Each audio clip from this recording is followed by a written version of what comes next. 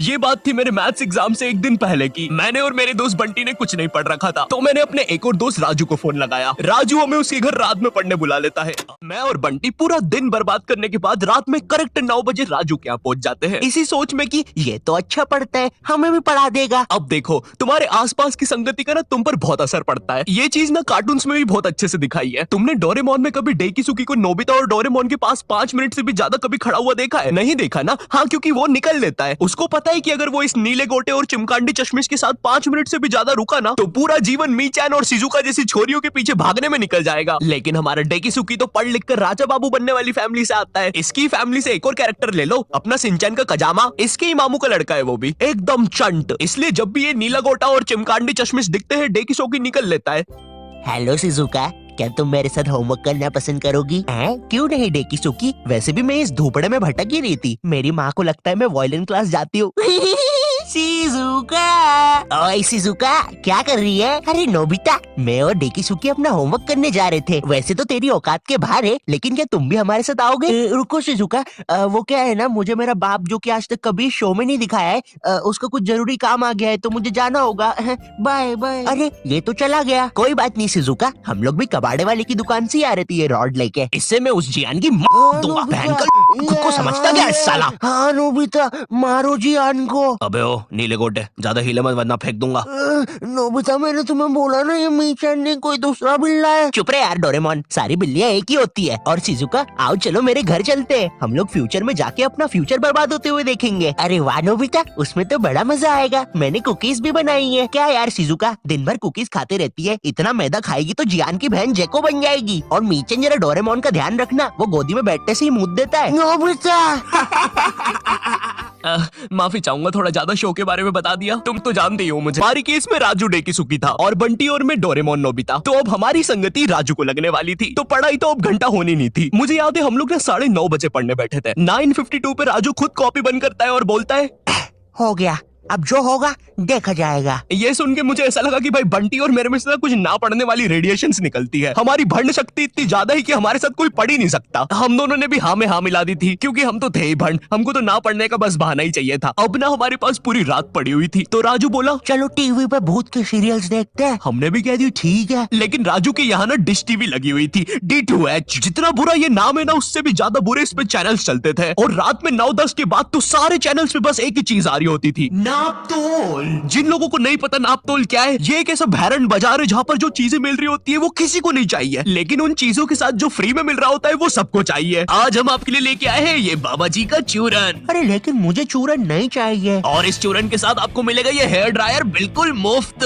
अरे लेकिन मुझे वो हेयर ड्रायर चाहिए, मात्र 6,500 रुपए में। अरे लेकिन ये थोड़ा महंगा सौदा नहीं है? लेकिन यार ड्रायर का तो कोई पैसा ही नहीं है, वो तो मुफ्त में मिल रहा है। मैं मुफ्त की चीजें नहीं जाने दूंगा। नापतोल वाले कभी नहीं चूकते ऐसी चीजें लाने में जो किसी को नहीं चाहिए। तो मिडिल क्लास मंगलवार आने वाला है, जिसमें हम स्पेशली मिडिल क्लास फैमिली को चीजें बेचेंगे। तो कुछ बताओ आइडिया। सर अपन बुलेट प्रूफ जैकेट बेचे। शामी एक बात बता। सलेंद्र सर, सलेंद्र। सलीम तू मिडिल क्लास फैमिली से आता है ना? हाँ जी सर। कितना कमाता है तेरा बाप? 20,000 रुपया सर। तो ये तुम चाहते हो कि चोर 25,000 की बंदूक लेके तुम्हारे बाप के 20,000 रुपए छीनने हैं? भाग यहाँ से, हट। मिडिल क्लास फैमिली को बुलेट प्रूफ जैकेट बेचेंगे। देखिए कभी बाप ने बुलेट। सर इस गरीब पे टाइम वेस्ट करने से अच्छा मेरे पास एक आइडिया है, क्यों ना हम बुलेट प्रूफ चड्डी बेचे? ये होते हैं आइडियाज, क्या बात करी है। और सर हम उस चड्डी में ब्लूटूथ स्पीकर भी लगा देते हैं। तेरा तो प्रमोशन पक्का। नापतोल लेके आया आपके लिए बुलेट प्रूफ चड्डी, जिसको पहनने के बाद आप पर तो लड़कियां मरेगी, लेकिन आप किसी के बाप से नहीं मरेंगे। इस चड्डी के अंदर आपको मिल जाता है एक ब्लूटूथ स्पीकर, जो कि रिकॉर्ड करता है आपके सारे खुशियों के पल। आइए जरा इन भाई साहब के खुशियों के पल सुनते हैं। और मेरा खाना किधर है? आप जरा कम पिया कीजिए ना, घर में राशन के पैसे नहीं बच रहे हैं। अरे चल, मेरा पैसा है, जितना पीना होगा उतना पीऊंगा। और ये क्या बकवास खाना बनाया है? ज्यादा रोना आ रहा है? हाँ? पापा आप मम्मी को ऐसे नहीं मार सकते।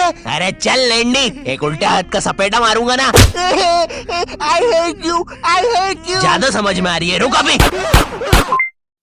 क्या खुशियों के पल थे, भगवान ऐसी खुशी सभी को दे। और अभी खरीदने पर आपको इसके साथ ये जूस मेकर भी मिलेगा, बिल्कुल मुफ्त। अब हम टीवी पर तो कुछ देख नहीं पा रहे थे, तो हमने सोचा चलो भूत की बातें करते हैं। तो उस टाइम ना एक हॉरर शो आता था, विकराल और घबराल, स्टार उत्सव पे। उस टाइम ना पूरा टीवी एक तरफ और स्टार उत्सव एक तरफ। स्टार उत्सव ना बाकी चैनल से 356 एपिसोड पीछे चलता था। वो मुझे बिल्कुल अपनी तरह लगता था। एक तरफ क्लास के बाकी बच्चे जिनका सिलेबस पूरा कंप्लीट है, और एक तरफ मैं जिसने अभी बस किताब ही खोली है। एक तरफ क्लास का टॉपर बच्चा स्टार प्लस, जिस पर दिया और बाती में संध्या बिंगड़ी ने आईपीएस पुलिस ऑफिसर बन के एवेंजर्स के साथ मिलकर अपने पति सूरज को मार दिया है, और फिर उसका पुनर्जन्म होने के बाद उससे ही शादी कर लिया है। और एक तरफ मैं स्टार उत्सव, जिस पर संध्या बिंगड़ी अभी बस आईपीएस पुलिस ऑफिसर की एग्जाम ही लिख रही है। मैंने देख लिया तुम्हें, तुम चीटिंग कर रही हो। नहीं तो अच्छी बात है, क्योंकि चीटिंग करना अलाउड नहीं है। पे कुछ भी चला सकते थे। विनय, न्यू हॉलीवुड मूवी आई है मैन इन वाइट, देख रहे हैं क्या? कैसे देखे, सारे चैनल तो बिजी है। अरे क्या बोल रही है, स्टार उत्सव को क्या हुआ? अरे उस पे कोई बुड्ढा सांस ले रहा है। ये क्या देख रही हूँ, कब से कर रहा है ये? 3 घंटे से यार। तू देखना रे, इसको अस्थमा का अटैक तो नहीं आ रहा है? नहीं रे, 400 रुपए दे के चलवा रहा है ये। मैं क्या बोल रहा, इसको हटाते अपन तो पिक्चर लगाते हैं। वैसे भी कौन देखता है स्टार उत्सव। अब आते हैं विकराल घबराल पर। जितना भैरंडा ये नाम है ना, उससे भी बुरा ये शो था। शो में ये टर्मिनेटर जैसा दिखने वाला आदमी विकराल और ये हाथी का बच्चा घबराल, ये दोनों भूत पकड़ने जाते हैं तीर कमांड लेके।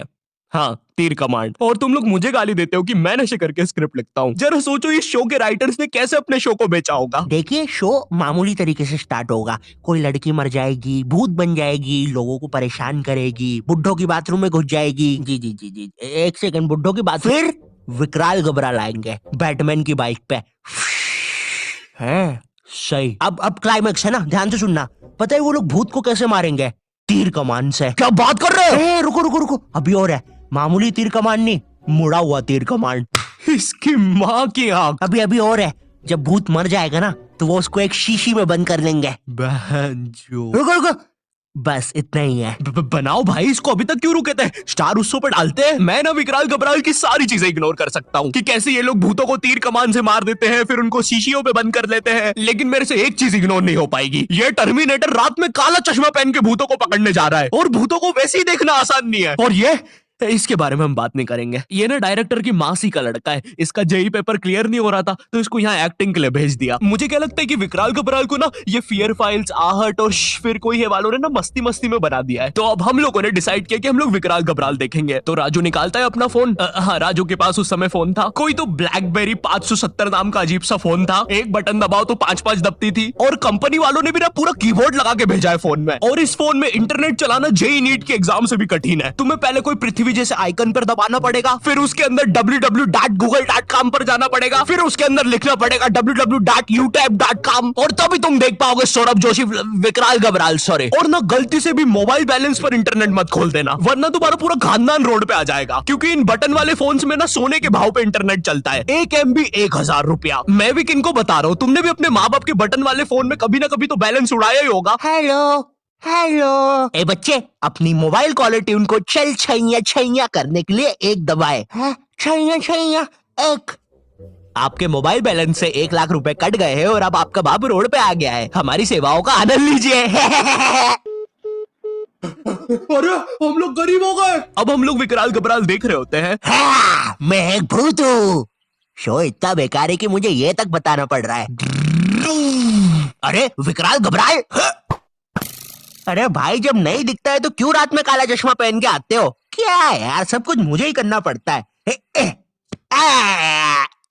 अरे ये तीर कमान कितने सीजन से यूज कर रहे हैं यार।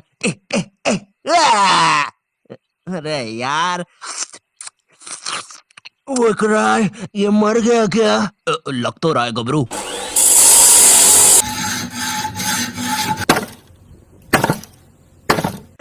हो गया।